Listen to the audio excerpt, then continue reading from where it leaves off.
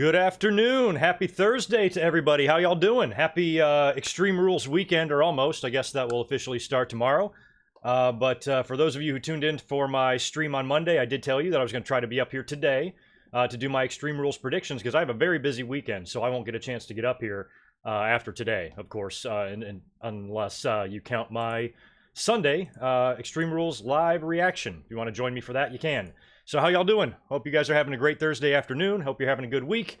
And we're going to get into a little bit of wrestling news here, but not much. We're mostly going to get into the Extreme Rules predictions. I've got 10 matches written down for this card, according to WWE.com.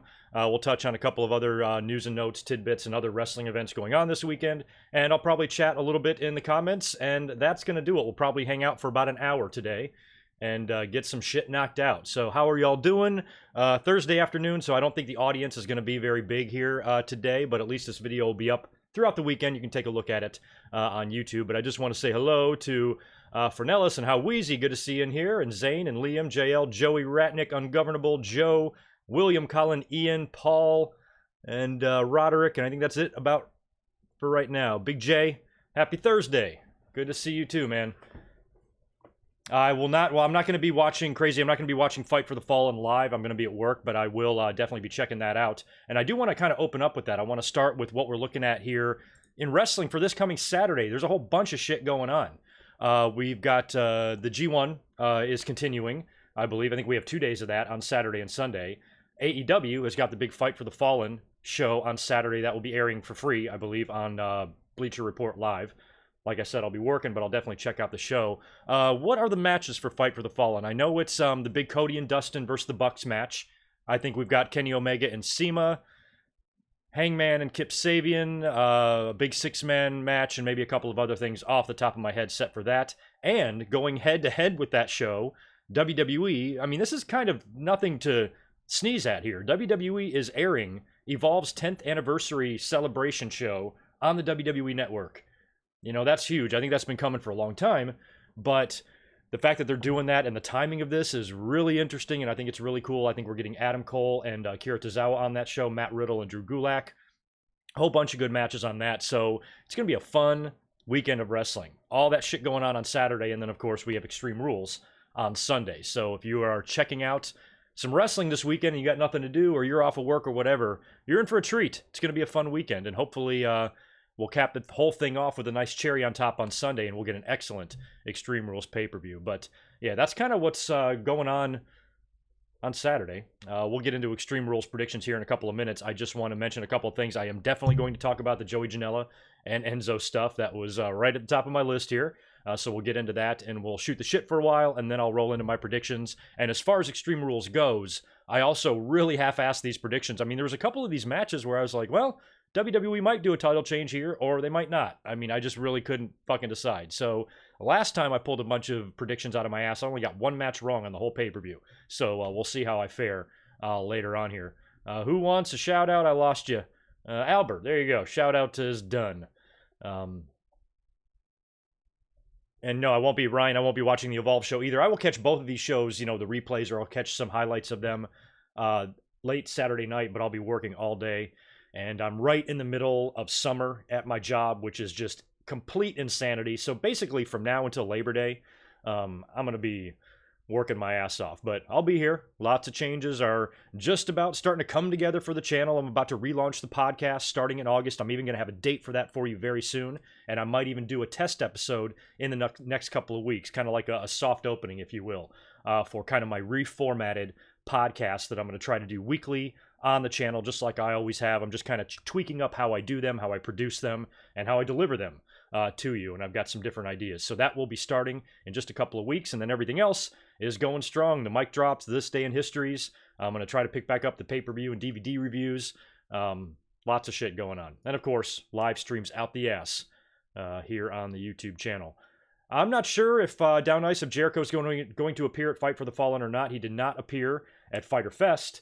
And I think I like Jericho's character because he's like, you know, I'm too good to be on these free shows type of thing, because Jericho cannot work, you know, like full time. He's got all this other shit going on. Incidentally, like I mentioned last Monday, for those of you who joined me for Raw, I just made my reservation for the Jericho Cruise. I'm going to be hitting that up in January, and I am fucking excited. So if any of you are making that trip, DMs are open on Twitter. Hit me up. We will meet up for a cold one while we're there. Yeah, the Joey Janela Enzo thing was so ridiculous. It's so funny how different wrestler behavior is now compared to like the 70s or the 80s. First of all, they got in a little bit of a tussle or a non-fist fight at a Blink 182 concert. Of all the places for these two specific people to bump into each other, what the hell is Enzo doing at a Blink 182 concert anyway? They were both kind of giving each other shit on Twitter. Joey Janela claims that he just tried to walk up and introduce himself to Enzo, and Enzo was a fucking tool, which we know. Hate that guy. And it was basically a he said, she said type of thing, but nobody really said any punches were thrown. Both guys were making it sound like the other one backed down. Finally, a video surfaced of this, and Enzo's just running his mouth. He's just flapping his gums and, I'll fuck you up, boy, I'll fuck you up. I don't know why Enzo's so confident. I'm pretty sure myself and any of you in this chat right now can beat the fuck out of Enzo if we wanted to.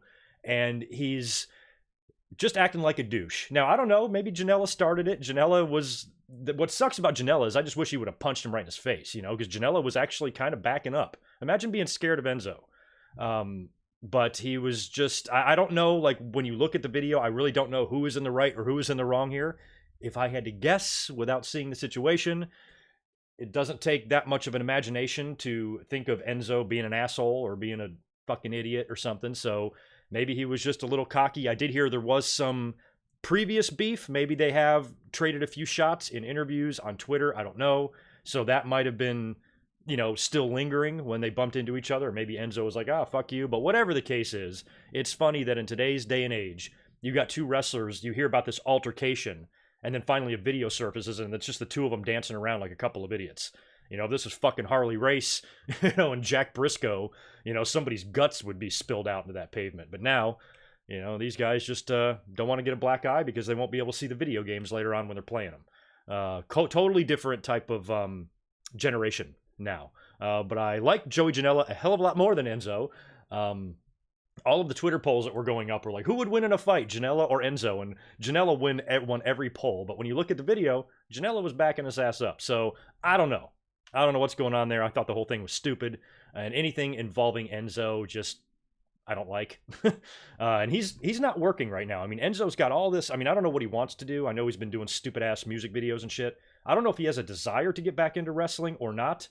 But with all of this wrestling out there, you've got All Elite Wrestling, you know, you got New Japan, you got Ring of Honor, which they jumped the barricade and did the thing at WrestleMania weekend, but haven't done anything with him since. You know, Enzo is walking around out there with no gigs, you know, aside from a couple of independent bookings he might take, you know, but nobody's like reaching out to sign Enzo, and he's walking around like he's so fucking cocky. Fuck him. Fuck him.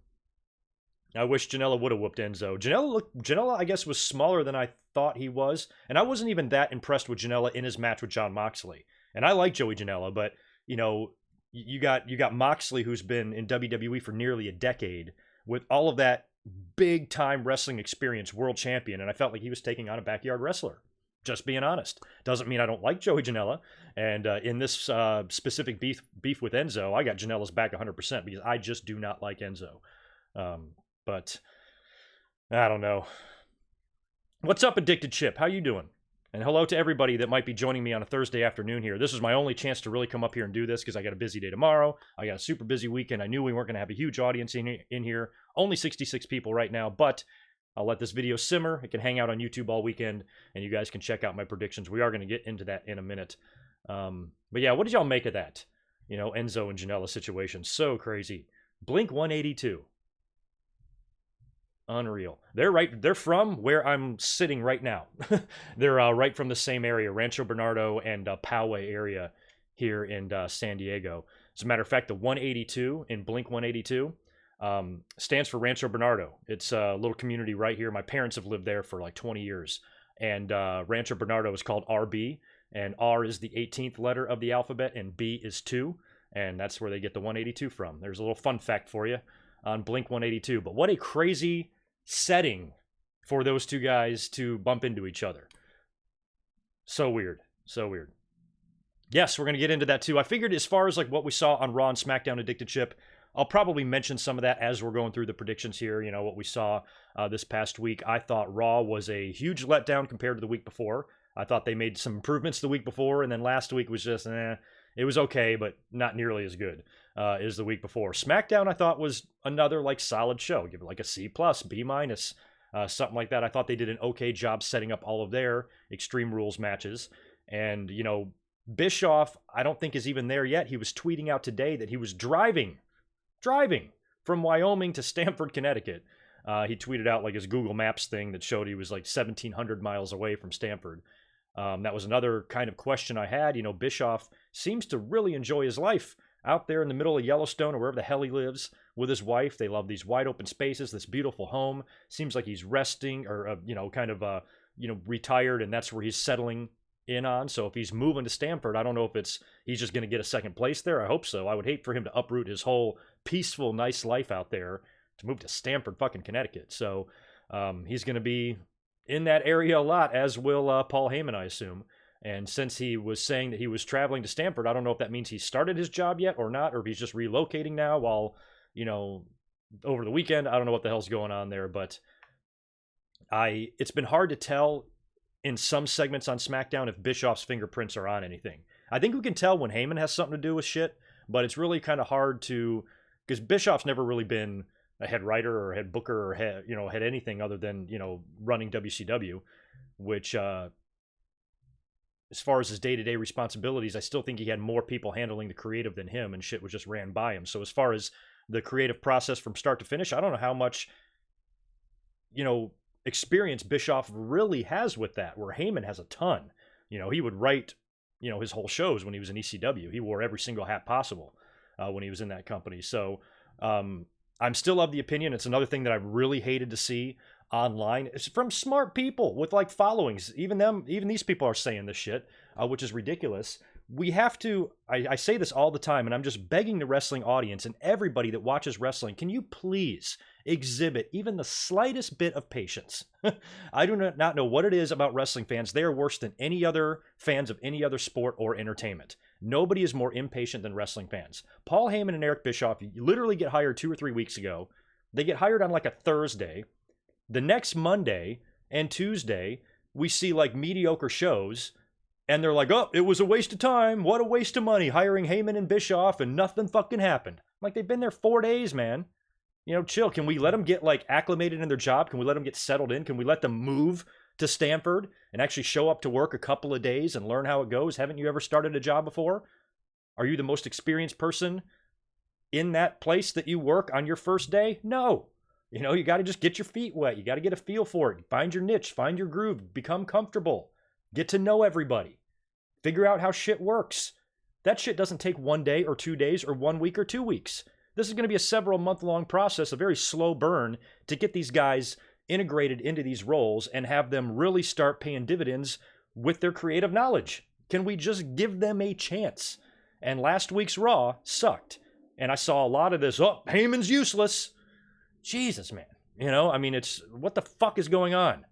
So I just don't understand why we think changes are going to happen automatically. I don't know why we think that with Heyman and Bischoff coming in, we need to expect creative changes yesterday. It's just going to take them a little bit of time. And I thought they were off to a pretty good start, considering that Heyman and Bischoff just got these jobs. That first week on Raw, we saw that great segment with Lashley and Strowman. We saw little pieces of improvement. This past week on SmackDown was not bad. Little bits of improvement. You're not going to go from 1 week it sucks to the next week it's the greatest product in the world in 1 week. It's going to be a gradual process, and they're starting early. They're not even moving over to Fox until October. We got some time to kind of clean up the mess. There's a huge mess in WWE right now. The wild card rule bullshit. Nobody knows what fucking brand they're on.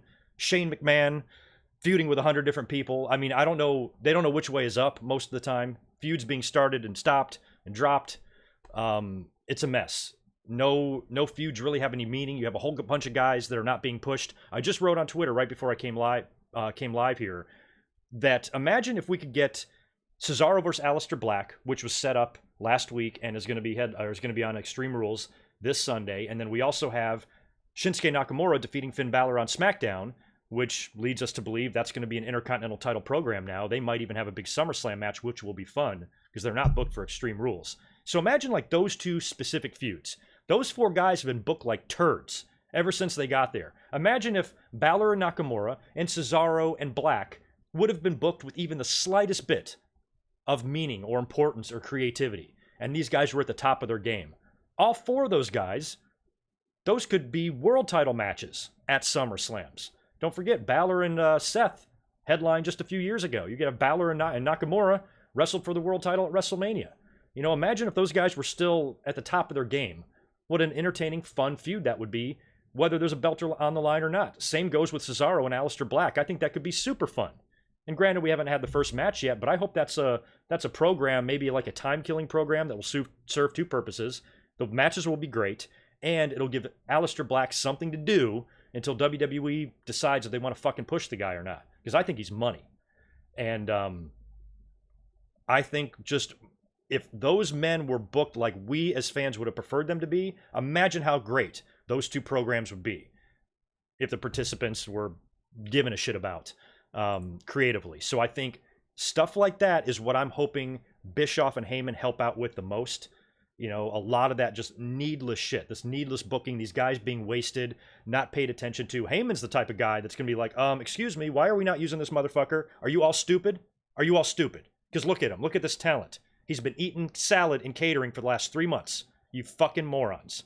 That's what I expect Paul Heyman to do. And it's shit like that that I think will get better once Heyman and Bischoff are in these roles a little bit more full-time and we give them just a tiny bit of time.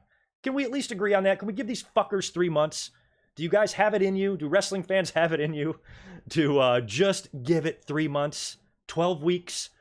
And if the ratings do not rival the ratings in 1998, then fine. You can go on Twitter all you want and say Bischoff and Heyman suck. Whatever floats your boat. But I say we at least got to give them a little bit of time before we start deciding if it's going to work or not. That's all I'm saying. Zane, appreciate the super chat, buddy. You should ask it a question. I would have totally answered it. And we got Bray Wyatt lurking. Don't forget, Albert Hernandez, do you think Bray Wyatt would stop Shane from winning the WWE title if it went down as his debut? Maybe, but I don't think. I think Shane McMahon is feuding with enough people right now. He's right in the middle of a feud with Roman Reigns, and he's starting a sweetheart of a feud, it looks like, with Kevin Owens, who's kind of becoming a babyface and is a pretty damn good one, and he went off on the mic on SmackDown, which I thought was great. Again, little Paul Heyman fingerprints here or there that we are seeing on a little bit of the product. And I want to see a nice push for Kevin Owens. And we've all been worried and speculating, especially a few weeks ago. It was very common in the news. A lot of people were talking about Shane McMahon becoming WWE champion. And I said, it makes sense. Stephanie's been women's champion. Vince has been WWE champion. Vince has been ECW champion. And I think Shane, he's still wrestling. If they want to put him in the record books for a cup of coffee, for a 2-week run or some shit like that with the WWE title, I'm going to be one of the few people that's not going to freak out about it. Because when he came back in 2016, the fans fucking loved it. They were happy he was back. He got one of the loudest pops I've ever heard in the history of the professional wrestling business, not 3 years ago. So I'm not going to automatically say, oh, putting the belt on Shane would be the dumbest idea ever. No, it's a big deal. Does it even matter if they did that? If they put the belt on Shane for 2 weeks or 1 month? Now, if he holds it for 6 months, whole different story. But if they just put it on him for a quick cup of coffee, I don't see the harm in the grand scheme of things. But I don't really see that happening right now. It doesn't feel like it's in the cards. For me, I feel like when Kofi drops that belt, he's going to lose it to Brock. I think Brock is not cashing in on Seth. I think he's cashing in on Kofi. And with Shane winning the WWE title, not only does he have to wrap up business with Roman and Owens, then he's got to challenge who? Brock? I just don't see Shane becoming champion, at least right now. You know, unless he does some shady shit and pulls a fast one and gets some sort of a title match on SmackDown randomly and wins the belt or something. I don't know, but I feel like Brock, WWE should allow Seth Rollins to have that victory over Brock. Have that feather in his cap, not give Brock the win back or anything like that, or have him take the belt back from him with the briefcase. Let Seth have that accolade for a while. Just builds a stock, right? And then just move Brock over to SmackDown, which Fox probably wants him anyway, and he can cash in on Kofi, maybe even this Sunday. They're teasing a Brock Lesnar cash-in. I'm not expecting one.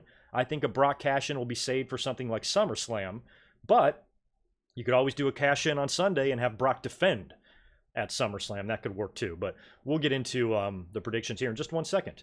We got motherfuckers putting phone numbers up on the screen. What's wrong with y'all? Y'all ever remember the story? It was back during the Attitude Era. I forgot who was involved. I want to say it was Val Venus or Al Snow or vice versa. But one of them flashed the other one's cell phone number on the screen during a promo or something like that. And then I think it was Val got a million phone calls on his cell phone. Fucking great. So no ribbon anybody. Whatever your name is.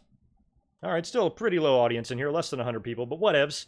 I'm about to get into these predictions right now here. Let me pull up my ER predictions and we'll start talking about it. And I'm going to be thinking out loud too, because when it came to these predictions, I really didn't know who I was going to predict in some of this. So some of them, I'm just going to wing it here.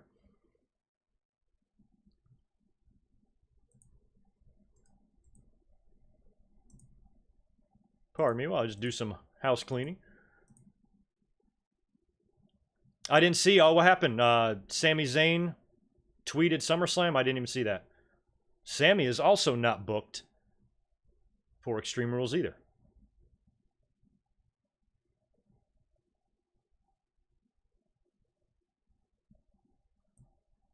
Yeah, Jake, I wouldn't mind Brock doing that, but that's so far away. I do not see, number one, Rollins holding the belt for that long, and I don't see Brock holding the briefcase for that long. I want to see Brock hold it for a while and tease it, but maybe they could do it till next year. I just don't see it. I think they're going to want to cash in on that.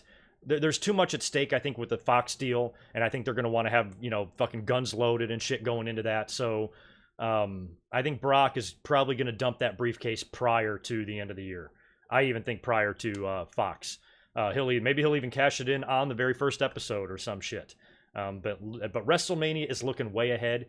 And even if WWE did have that in the back of their mind, I don't see how they could possibly follow through with that. Seems too far. But who knows? Maybe you'll be proven right. Remind me about this day and your comment if you turn out to be right in 9 months.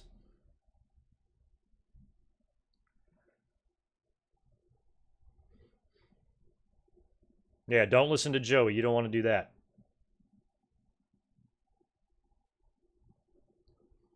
Yeah, there's a lot of, Bray Wyatt is still the wild card and everything here. If he's going to do some sort of a debut, if he's going to interfere at Extreme Rules or pop up in some sort of an angle or cost somebody a match or whatever, you have to think about like what the best place for that would be. I mean, people are throwing out everything. So who was it earlier that asked if he would stop Shane McMahon from winning the title or something? I'm like, that would be a weird feud. I don't even know if Bray is going to be a babyface or a heel yet.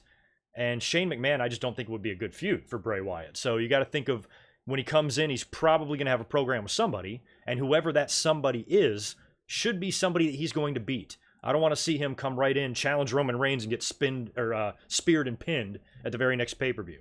I feel like he's got to go after an underneath guy or something, or maybe an Undertaker.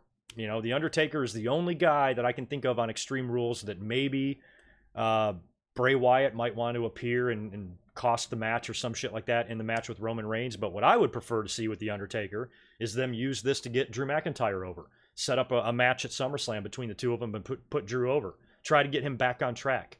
And I had this long-term plan laid out that I mentioned in my last couple of live streams, where if you do something at Extreme Rules to set up McIntyre and Taker at SummerSlam, you do the match, you have Drew go over clean on Taker, you give McIntyre a couple of more pay-per-view victories prior to Survivor Series, then you have him be the sole survivor at Survivor Series, then you have him win the Royal Rumble, and then have him go into WrestleMania to beat the champion.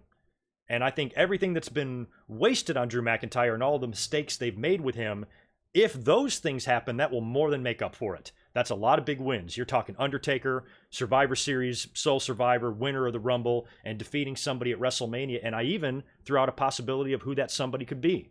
What about John Cena? John Cena, I think, needs to win the Universal title. He's never won that belt before. WWE's going to want his name in the record books as a former title holder, and he's one title victory away from breaking Ric Flair's record. What if you put John Cena in the ring at the Royal Rumble with a heel, Seth Rollins?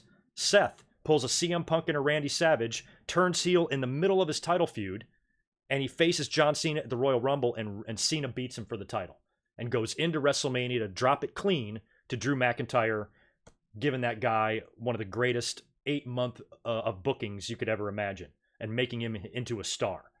You know, and then maybe you've got Drew as the champion and maybe you got Brock as the champion on the other side. And you got these two badasses, both carrying world titles for WWE. Maybe teasing some sort of a future match, maybe even a unification at SummerSlam. Now we're booking a year ahead. But that's what I would do with the Undertaker match at Extreme Rules in terms of Drew McIntyre making him. But if you don't do that, which WWE likely won't, everything I just laid out there, WWE's not going to do.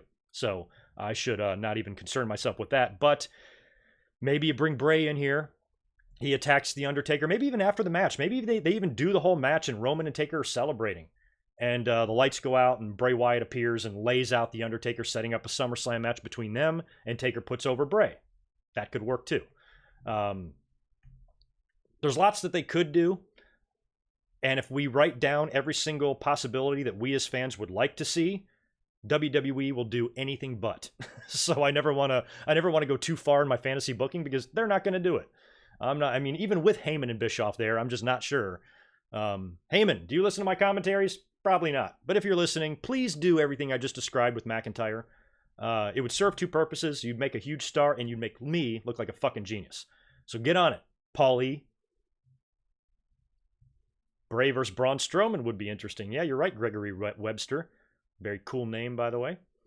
Ratnick, do you believe in the theory that WWE will not let any one star become too big like Austin or Hogan? Yes, I absolutely believe in that theory. And they prefer having a handful of big names but not huge. Yes, I've always said that. I don't think it's smart for any company. I mean, back in the day, having Austin and Rock and Hogan were great and everything. But from a company standpoint, you never want to put all of your eggs in one basket and rely so heavily on one star. Because back in the Hogan days, I lived all those eras, man. In the 80s, I don't know what the WWE product would have looked like without Hulk Hogan there. It would have looked just like it did prior to him coming back as a babyface. It would have looked like 82, 83, 81, 82, 83, and never probably really expanded beyond that. Hogan coming there was so important for WWE's success and growth. Without that, I don't even know they'd be in business now. They might end up selling to the Crockett's or some shit. Who knows? It was so crucial that Hogan was there as the champion because he drew the houses. People were going there to see Hulk Hogan, not to see WWE. Now they're going there to see WWE. And that's what WWE wanted. Because if you only have one star that everybody is flocking to see, what happens if something happens to that one star? Stone Cold Steve Austin's career was cut short after that pile driver at SummerSlam. And WWE had to rely on him as their top star with that bad neck, and it didn't last long. He won the title at WrestleMania 14. A year and a half later, he was out for a year with a neck surgery. And then he was back for a year. Then he walked out for a year, and he retired. His run was short. And WWE, I don't think ever wants to put themselves in that position. WWE is the Ice Capades. WrestleMania sells out before one match is announced. You're going to see the WWE production, not one WWE star. So Ratnick, that's a theory I absolutely believe in, and it's what WWE's been trying to do. They want big stars. They got Cena's and they got Romans, but nobody's flocking to the arenas to see those specific guys. People are going to see the WWE, and that's what WWE wants. They want people to come see the brand, not the star. But they still want to make stars, just not maybe to that level. But I don't know. It's fucked up. I'd do anything to go back to the way it was. Hey, what's up, George? You're moving to California. What can you expect? I don't know. It depends on what part of California you're going to. Most of California is pretty badass, especially on the ocean. Whether you're north or south, Northern California is fucking beautiful, and it is paradise down here in San Diego where I live. So depending on where you're going, chances are you're going to like it. But if you're way out east or something, or in the middle of BFE, I don't know. Depends on where you are. How's it going, Ramon and T-Bone and Boris? Good to see y'all in here. And I'm about to finally get into the Extreme Rules predictions. I've just been stalling. For those of you just tuning in, we've talked a little bit about the Joey Janela and Enzo fight, I should say, at the Blink-182 concert. We previewed a little bit of Fight for the Fallen, Evolve's 10th anniversary show, the G1. We've talked about booking ideas for Drew McIntyre and Brock Lesnar's Money in the Bank briefcase, and ideas for SmackDown on Fox and Paul Heyman and Eric Bischoff. All that shit we've kind of been discussing for the past 30 minutes. And now that we are about halfway through this live stream, because I'm only going to stream for an hour, I'll start getting into my Extreme Rules predictions. And I do have Midnight Crisis, Sasha Banks' name written down, because there is a handicap match situation here. And that could be a possibility for Sasha.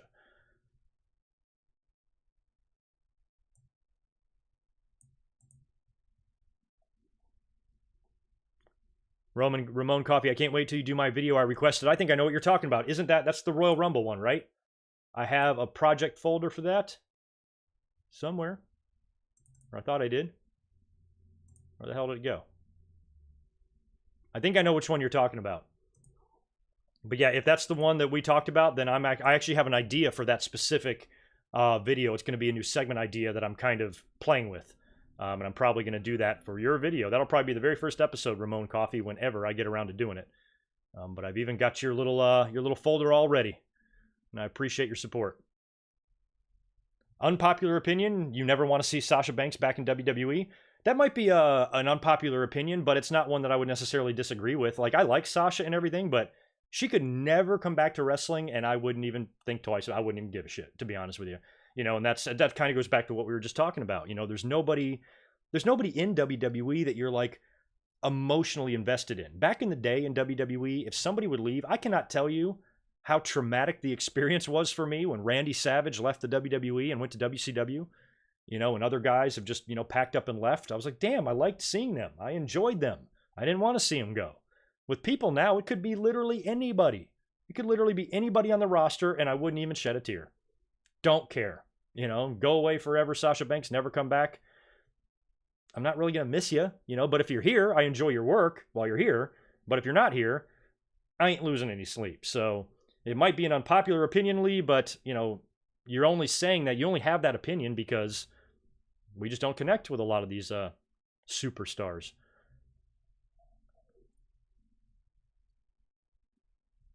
I don't know. I don't know if Sasha's going to be doghoused. I mean, there's a lot of people that are frustrated creatively and shit like that, and they bring him back and treat him okay. I don't know. I don't know if that's just an automatic thing or not. They want to work it out with her. They don't want her leaving and disgruntled. I mean, if she's doghoused, that means all she has to do is just wait out her contract, and then she can go somewhere else and talk shit about the company, you know? I think if WWE had their way, they would like to smooth everything over with the talent and try to get them back on their team. And we still don't know really what specifically the issues were creatively with her. We know she was definitely pissed about losing the tag belts. But I would have to guess that was a culmination of a lot of things. You know, that one specific thing you wouldn't think would cause a talent the level of Sasha just to walk out forever, you know. It probably was a whole bunch of things piling on top of each other, and that was the straw that broke the camel's back, would be my guess. But I don't even know how I feel about it. Like half of me feels like I'm probably on Sasha Banks' side. I'm like, yeah, if I was backstage and frustrated creatively, I'd want to get the fuck out of there too and clear my head. But the other part of me that thinks that Sasha Banks is a brat. We've heard that too. A lot of people have said she's fucking whiny and fans don't like her and she's a jerk. So, I don't know. I don't know. Oh, AJ, good example. I felt that way too. I was pretty bummed when Angle left for WWE or for TNA. I was like, really? I mean, that news was huge because Angle got his release first, if I remember right. I remember Angle's release hitting the news, and I was like, wow.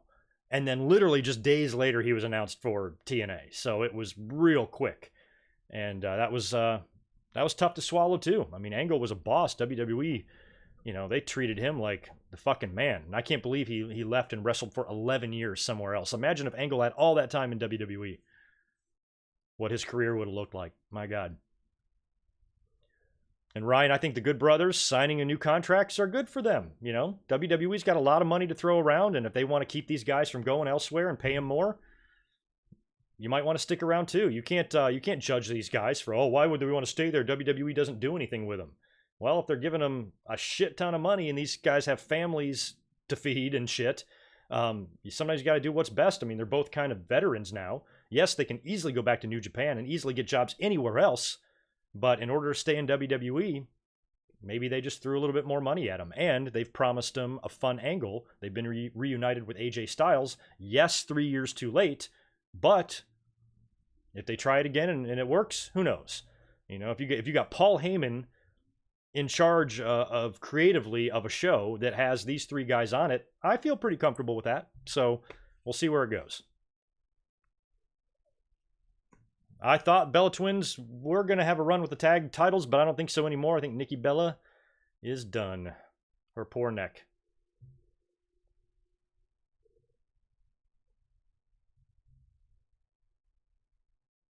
Are they doing that? I didn't know that, Ramon Coffee. You're thinking about attending the Great American Bash in Charlotte.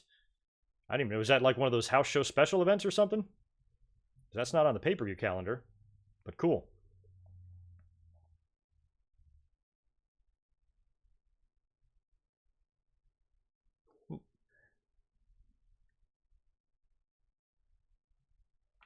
Yeah, T-Bone, but that's not everybody. You know, that's what I'm saying. You can't put yourself in a wrestler's head. You know, you're saying y'all know there's a lot of wrestlers upset in WWE waiting for their contracts to go so they can go somewhere else. It's not about the money. They want to be used and wrestle. That's not the case with everybody, and who are you to speak for them? You know? Yes, there's probably people in WWE, yes, 100%, that are frustrated with their creative and want to get the fuck out of there. And I think Gallows and Anderson were two of those people. But WWE maybe talk to them. Hey, we know you want to go, but we don't want you to go. What if we put you in a program with your friend? We'll try to do something creative with the club. Whatever you think you can get from New Japan and AEW, we'll pay you more. Why don't you stick around? And then they're like, well, it's kind of like an offer you can't refuse type of thing. And I think when we hear about wrestlers being frustrated creatively, like them, and then Mike and Maria are another good example of that, and then they turn around and re-sign, that tells me that WWE is doing something to convince them to stay. And there's one thing that convinced just about anybody to stay. What's that saying that $1 Million Man has? I forgot. He used to say it all the time in the 80s. What is it again? Y'all can probably remind me. But that is the saying I'm thinking of.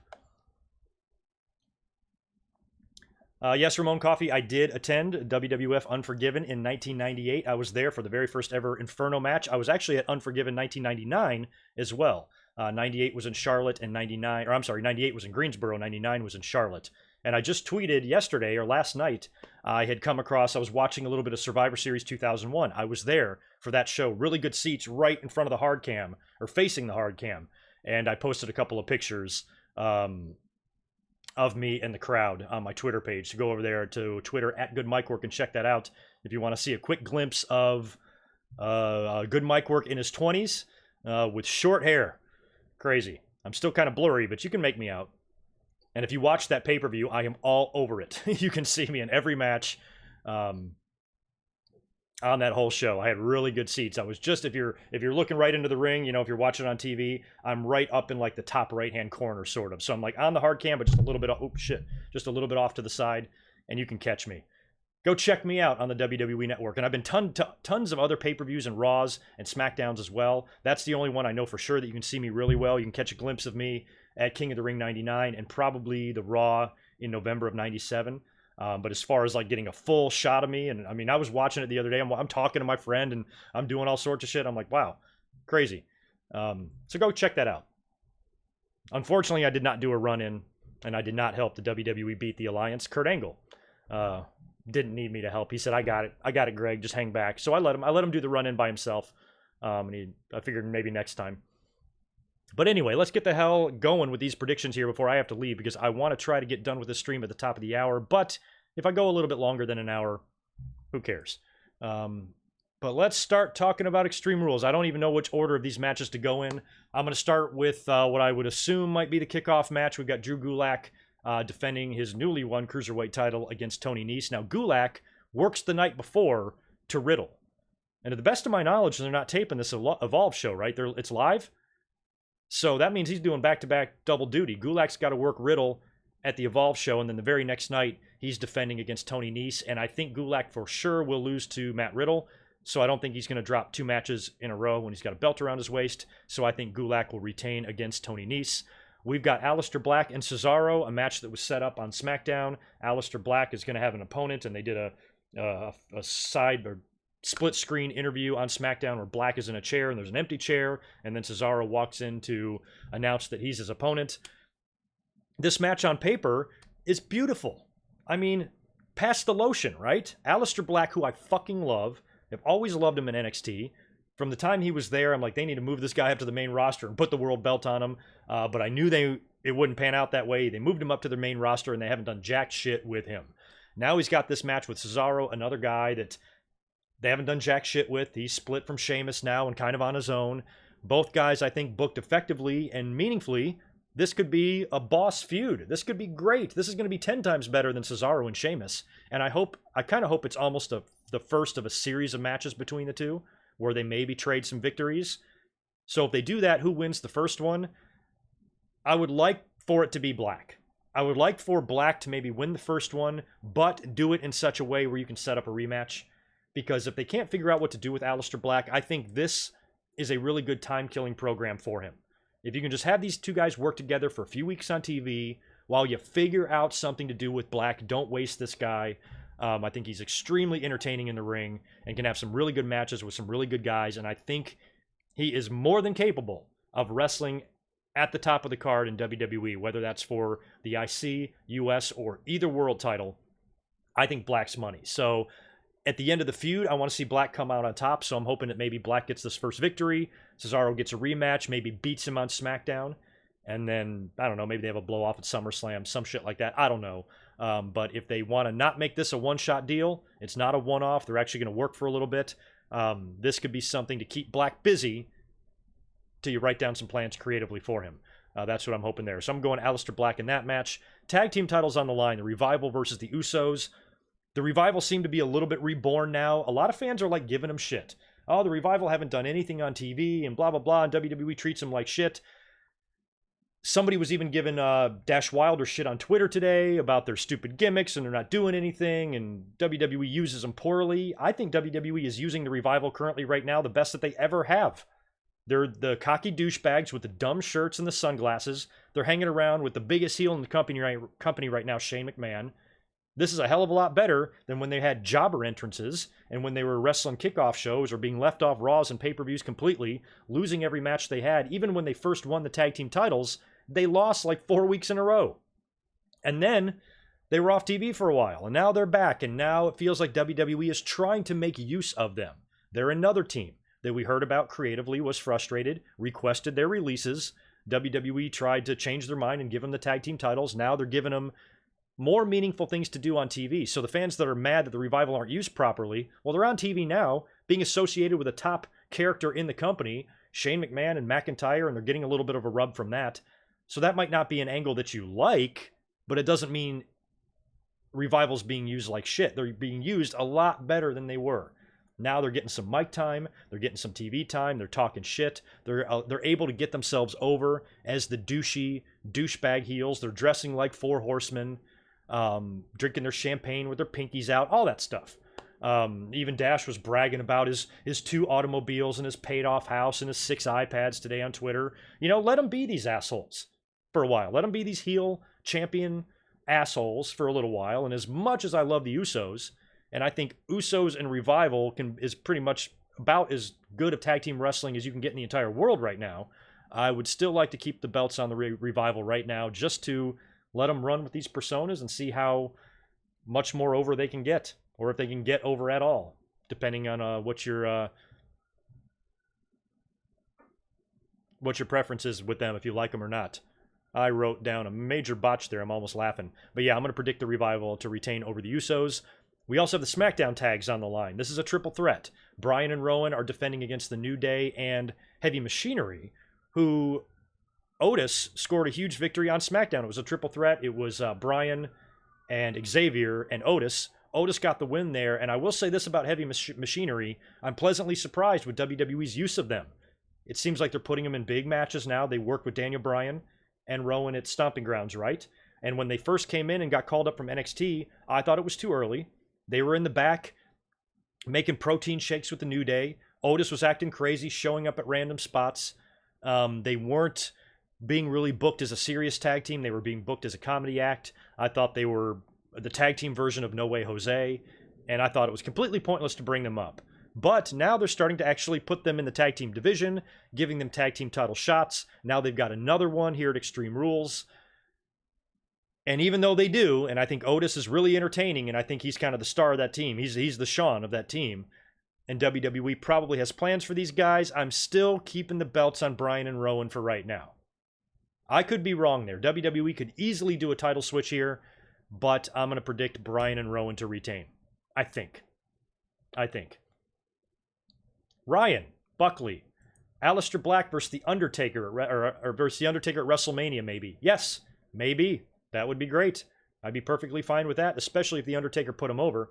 I think Black could give him a good match, but God, any match involving The Undertaker just makes me nervous because he's so fucking old and busted, but you never know.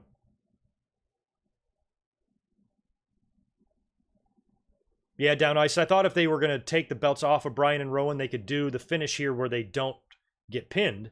Maybe Heavy Machinery pins the New Day and they become tag team champions that way. The only reason I'm not saying, or I'm not predicting that, is because that's what happened on SmackDown. Otis pinned Xavier, and I even remember, I think Corey Graves was like, that's all that has to happen on Sunday. He can pin somebody else and get the victory or whatever the fuck. So I think because that already happened on SmackDown, Bryan and Rowan will find a way to retain. But you could very well be right. A lot of these title matches I could see, even though I predicted Revivals also retaining, they could easily drop it to the Usos. I could easily be wrong there.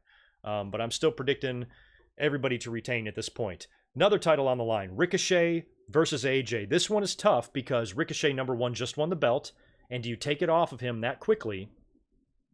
And number two, AJ has just reformed the club with his good brothers. And do you want to have AJ take a loss this quick after that's been reformed? I mean, how do you not put the belt on AJ here with a little bit of help from his friends? And maybe Ricochet taking the belt off of Joe was a way to give AJ a babyface to work with, so he can take the belt off of babyface, which means Ricochet might be a transitional champion.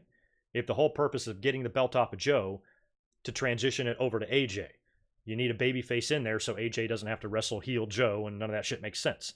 So that could be what they did there. So with that thinking, I'm going to predict AJ to win the United States title at Extreme Rules and beat Ricochet. I normally do not predict short title runs like that.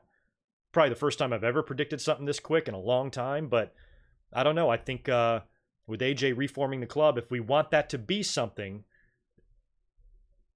maybe you put the belt on him here, or maybe you don't and you save AJ and Seth again, and you have heel AJ against babyface Seth for the title, assuming, of course, Seth and Becky are victorious later. That could be the case too, but fuck it. I got to predict a title change somewhere on the show, so I'm going to go with AJ Styles to win the U.S. title. And we also have the SmackDown Women's title on the line. This one's also interesting. This is a 2-on-1 handicap match. Bayley defending against Alexa Bliss and Nikki Cross. Nikki won a Beat the Clock challenge on Raw to earn entry into this match. They had the contract signing on SmackDown, and Alexa Bliss wasn't out there. Nikki said that she is going to win. Her and Alexa are going to become co-champions. So this is not like triple threat rules here. Whoever gets the pin wins. If Alexa and Nikki win, they're co-champions, which I hate. I've never liked any co-champion scenario in the history of the WWE. So what I would like to think is going to happen here is that Nikki is going to do something to fuck up or cost Alexa the match again, because it appears that Alexa is taking advantage of Nikki, just like she was Nia Jax, and she's very manipulative. So I think something might happen here. Bayley will retain, and then Alexa will officially maybe turn on Nikki. That's one option. Another option is maybe Alexa and Nikki are just hardcore cheating during their match against Bayley. Her back's up against the ropes. She's about to lose the belt, and then Sasha Banks reappears and helps out Bayley, and I don't know, catches Nikki with a chair shot or some shit like that, or just helps even up the odds a little bit in the match while the referee is not looking, allowing Bayley to retain the title, and she is happily reunited with Sasha Banks. They give each other a big hug, and then bam, Sasha turns on her. That would be fun. And then you've got Sasha versus Bayley for the title at SummerSlam. That would be fun. And then another option could be the double turn that I was talking about. What if it turns out that all of this shit that Alexa Bliss has been talking about Bayley turns out to be right, and they do some sort of a weird double turn in the match where Alexa comes out of this thing as the babyface and Bayley comes out the heel. And in that scenario, I have Bayley retaining as well. So I think anything could happen here. A lot of different scenarios could happen, but regardless of which one of those scenarios happen, I'm predicting Bayley to retain. So there you go. We've got Lashley versus Braun Strowman. Last man standing match. Strowman was not on Raw this week, which I found very surprising, considering what Braun Strowman has survived previously in his career. Roman Reigns tried to murder him with a semi-truck and an ambulance or whatever, and he walked away from it. So why crashing through a fucking light screen puts him off TV for 3 weeks? I have no idea, unless he was electrocuted and he went nuts. There have been some reports that he is in line for another monster push. Maybe WWE is going to try to right a lot of the wrongs. I mean, this poor guy was virtually sacrificed for the Roman agenda, and I hate to say something that smarkish, but it is true. You know, they did a lot for Strowman. I thought he was going to be another top-notch Brock Lesnar level scary opponent, and he was looking that way with his feud with Roman and how dominant he was. But then he runs into Brock a couple of times, gets beat, and he just, oh my God, such a mess. And then he's doing meaningless shit at WrestleMania, winning tag belts with Nicholas, working with SNL guys. He's turning into the Big Show 2.0, and I'm frightened for his future. So if this whole thing that they did with Lashley is the beginning of him back on the winning track and maybe, you know, heading back towards a world title one day, or at least another title shot, and finally winning the world title, that's probably what this is about. And I don't see how you predict anybody other than Strowman here. So I'm going to predict Strowman to win the last man standing match against Lashley. Lashley was on Raw last week talking a bunch of shit. Hey, I'm here. I'm fine. I'm healed up. Where's Strowman? I think Strowman's going to show up on Sunday and absolutely murder Bobby Lashley. WWE title on the line. Champion Kofi Kingston defending against Samoa Joe. What do we do here, y'all? What do we do? And where does this match wind up? Is this the main event? Or is this the second to last match? I think it's the second to last match, or no, I'm sorry, it's the third to last match. I think this match comes first, followed by Becky and Seth, followed by Taker and Roman. I think Taker and Roman might be the main event here against Shane and Drew. I really do. Which makes me think that we could possibly see a Bray Wyatt or something like that. But as far as Joe and Kofi, Joe just dropped the U.S. title to Ricochet. I would love to see Samoa Joe be in the world title hunt. I would love to see Samoa Joe as world champion. I would have loved to see that a year ago or 2 years ago or whenever he got that title shot against Brock. Was that last year? I don't remember. But it's just, I feel like it's over. It's lost. He's already dropped a couple of matches to Mysterio and Ricochet. Now he gets this title shot out of the blue on SmackDown, which seems like a lot of Kofi's opponents have been this way. He's worked, who's he worked? Owens and Dolph, and now he's got Samoa Joe. Samoa Joe would be an excellent opponent for Kofi to be in the ring with if Brock's going to do a cash-in. Maybe Kofi can catch a quick one on Samoa Joe, roll him up like Mysterio did, or just beat him in some way quickly. And we know what kind of a temper Joe has. Maybe Joe snaps, beats the fuck out of Kofi, puts him in the coquina clutch for a half an hour, and just has his dead, lifeless, unconscious body laying there in the ring for Brock to come right out and cash in. The only scenario I see that happening in would be the main event, I think. If this match was the main event, then I could maybe see Brock cashing in. It would be the last thing we see on the show. It would be huge. Brock would cash in on poor Kofi, and then he'd be champion going into SummerSlam.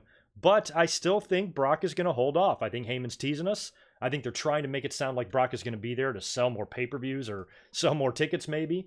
But I think at the end of the day, they're still saving it for a little while longer. They're not saving it as long as the gentleman that pitched the idea of him holding it until WrestleMania. I don't think it's going that far, but I think it's going further than this. So I think Kofi is going to retain somehow and get out of that match or get out of the pay-per-view as champion and go into SummerSlam. That would be my guess. Melissa, I talked a little bit about AEW's pay-per-view on Saturday earlier on as we were discussing the Evolve show and everything else, so you can rewind a little bit and you'll hear all of my comments on that. But yeah, as far as the Joe and Kofi match go, I'm reluctantly picking Kofi here, but I feel like we could have some sort of a swerve with either Samoa Joe scoring a surprise victory here or maybe a Brock cash-in, but my gut tells me Kofi's going to remain champ. We've got this crazy match, mixed tag. It's a mixed tag Extreme Rules match between Becky and Seth Rollins against Baron Corbin and Lacey Evans. Winner take all, which means if Lacey Evans pins Becky Lynch, Baron Corbin is your new Universal Champion. I cannot accept that. I cannot accept that at all. But one thing I will say about Baron Corbin is this is an idea that I pitched back at Stomping Grounds. I said, I hate Baron Corbin as much as the next guy. He makes me want to throw up as much as you guys do. But what if they did a little bit of an homage to Austin and Kane from King of the Ring 98, where Kane won the belt and dropped it to Austin the very next night on Raw, dropped it back to him. And I thought that might be a fun scenario for Stomping Grounds. have Baron Corbin steal the title. The wrestling fans can shit their pants collectively on Twitter for 24 hours, and then we get to Monday Night Raw. They set up the rematch. Seth wins the belt back, and everybody's happy. It'll give us an emotional roller coaster of highs and lows, and anger, and happiness, and relief, and all this shit. I thought it could be good. They have another opportunity to do that here if they want, because you can bet your bottom fucking dollar that if Lacey Evans pins Becky Lynch, they're not going to just not give Seth a rematch. You know what I mean? So if Lacey pins Becky, you got two brand new champions. Maybe you do it with both of them. Maybe both of them get their rematches the next night on Raw, and they both win their title belts back. That's the only way I see Corbin and Lacey winning these belts. Neither one of these two talents are very liked right now by the audience. I don't think you want them holding the belts going into SummerSlam. And Seth and Becky beat Brock and Ronda at WrestleMania. You know, the two toughest wrestlers at the biggest show got beat by these two guys. Are they really going to drop it to Corbin and Lacey? Fuck you. No, they're not. I'm going Becky and Seth to retain here. They fucking better. And I also think we're probably going to see a test, just a kind of a dry run of some intergender offense here. This is an Extreme Rules match. I think somebody is going to get hit by accident. They might even have Corbin do something to Becky. I don't know. Last week on Raw, it was so stupid. They did the mixed tag elimination match. What's the point of a mixed tag elimination match? If the men have to be in there with the men and the women have to be in there with the women, when Becky pinned, who the fuck was it? When Becky pinned Zelina, that means they're technically both eliminated because the women can't wrestle the men. So stupid. I don't even know why they did that. Probably so they could add another fucking commercial break into WWE's new policy of no commercials during wrestling, which is making the show worse than it already is, and they need to drop that stat. I just thought that was so dumb. I don't know what made me thought of that, or what made me think of that, but I definitely think that Becky and Seth should not drop these belts in these shady ways unless they do some sort of crazy angle where they both win them back the next night on Raw. That would be at least a little bit fun, and I could live with it, but that's the only way. Otherwise, Becky and Seth need to retain, and that's who I'm going to predict. And finally, in a match that appears as if it's going to be the main event, I kind of think it might be. Actually, it could go either way here with babyfaces winning. I'm not sure. But on WWE.com, they have the match listed like where the main event should be, so we'll see. And that, of course, is Roman Reigns teaming up with The Undertaker to face Shane McMahon and Drew McIntyre.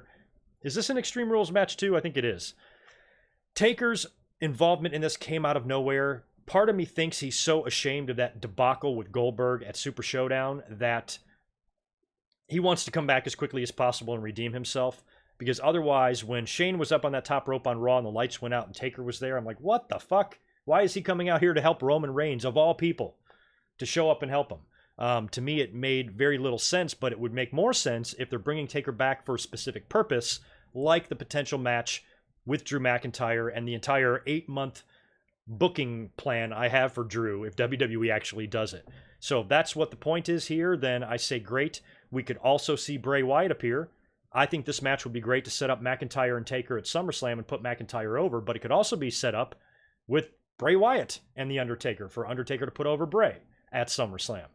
And maybe Taker and Roman win. They're celebrating, lights go out, Bray Wyatt is there, and he challenges The Undertaker or some shit like that. I don't know. But I need to predict a winner in this match, right? Part of me wants to predict Shane and Drew, but I just don't think so. I think Taker and Roman are going to win.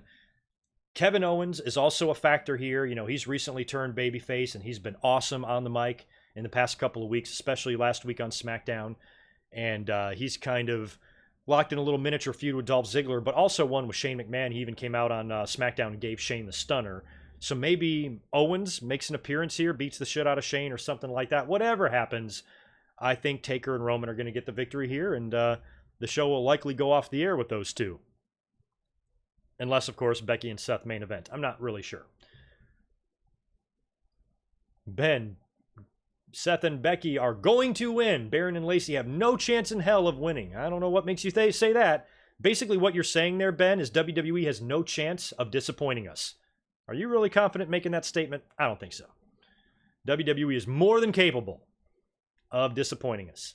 And I would definitely not guarantee that Becky and Seth are going to win. I think that's incredibly arrogant, and I disagree, Ben. But I do predict Becky and Seth. I'm just not as confident as you. There's another one, Lee. Brock not cashing in until SmackDown debuts on Fox, so Lee is on the creative team. No, I think the ratings will also... Brock cashing in, the ratings won't really affect that because a cash-in is going to be a surprise.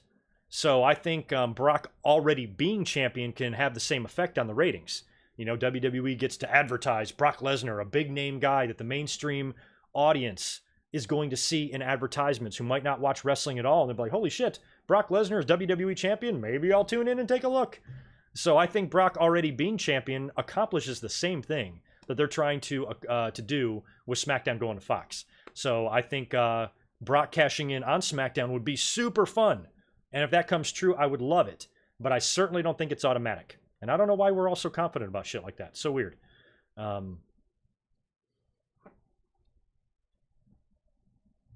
we'll see.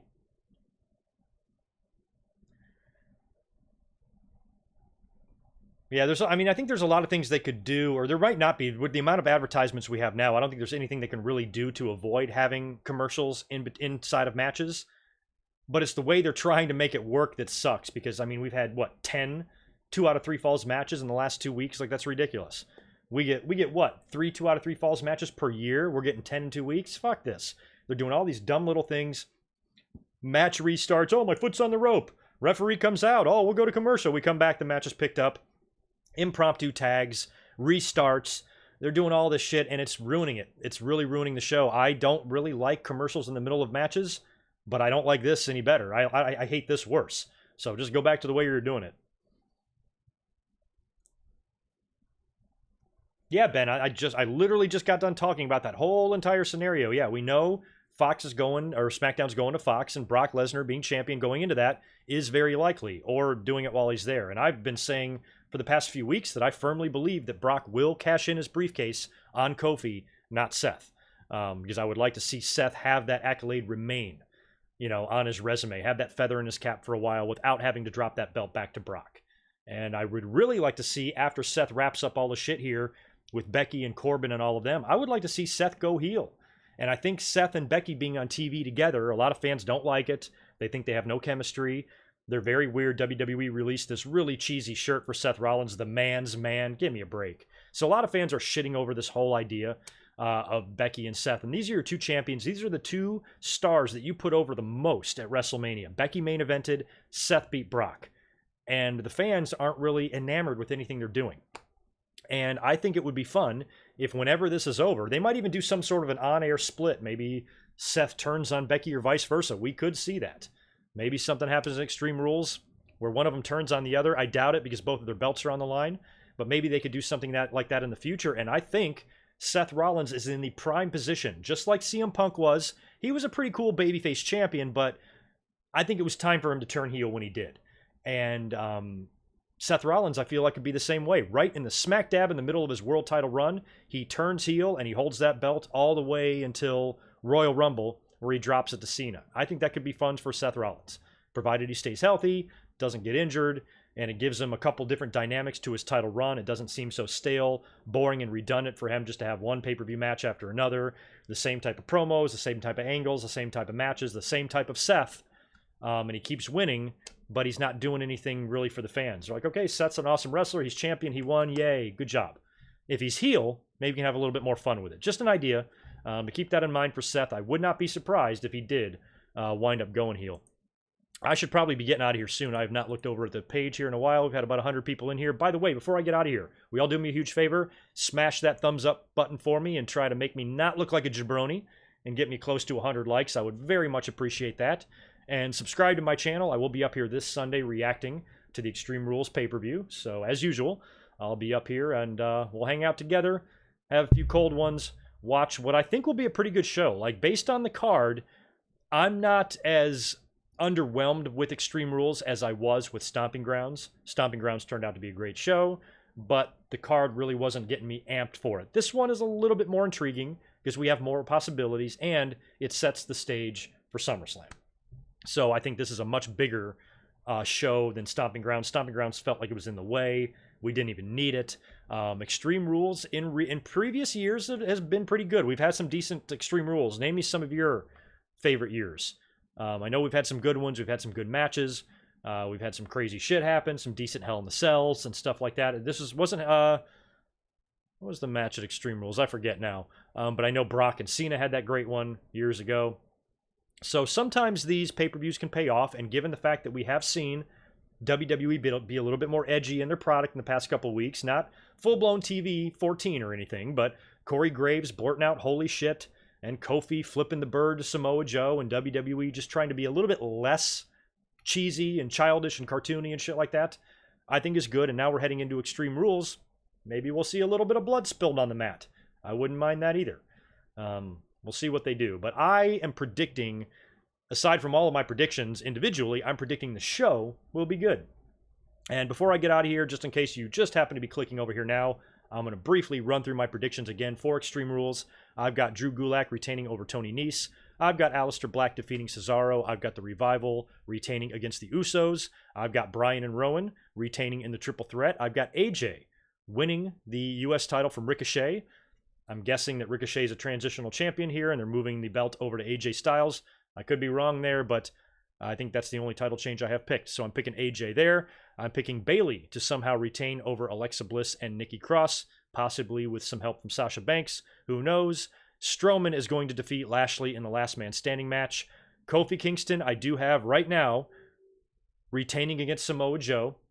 I think it's possible that Joe snaps and beats the holy piss out of Kofi after the match, allowing Brock to come in and easily cash in.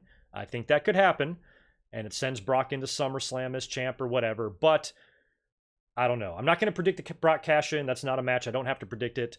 So all I'm going to predict is Kofi to retain. I don't know if Brock is going to cash in or not. I'm leaning towards no, but who knows. And Becky and Seth, of course, defending both of their belts in a tag team Extreme Rules match against Baron Corbin and Lacey Evans. I'm predicting Becky and Seth purely out of anger, because if they drop these belts, I'm going to lose my shit unless they win them back the next night on Raw. If they do that, they drop them for one night, win them back, fine. I don't give a shit. But if they drop them, maybe I'll cancel a network. I don't know. No, I'm kidding. I'll never do that. But Becky and Seth, I've got going over Corbin and Lacey. And then in the main event, or what appears to be the main event, I could be wrong about that, Taker and Roman defeating Shane McMahon and Drew McIntyre.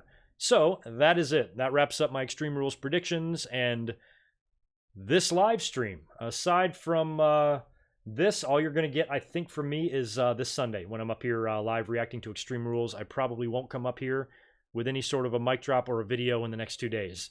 That's probably a no. So I'll be up here live for Extreme Rules Sunday. I'll be up here live Monday for Monday Night Raw. And then I'll have some videos for you next week, probably This Day in History or some other bullshit. So stay tuned to the channel. Make sure you subscribe. Get the bell on so you can get your notifications sent to you when I upload a video or start a live stream or whatever. And I will catch you guys on Sunday. Have a great rest of your day and have an excellent weekend. Be good. Peace.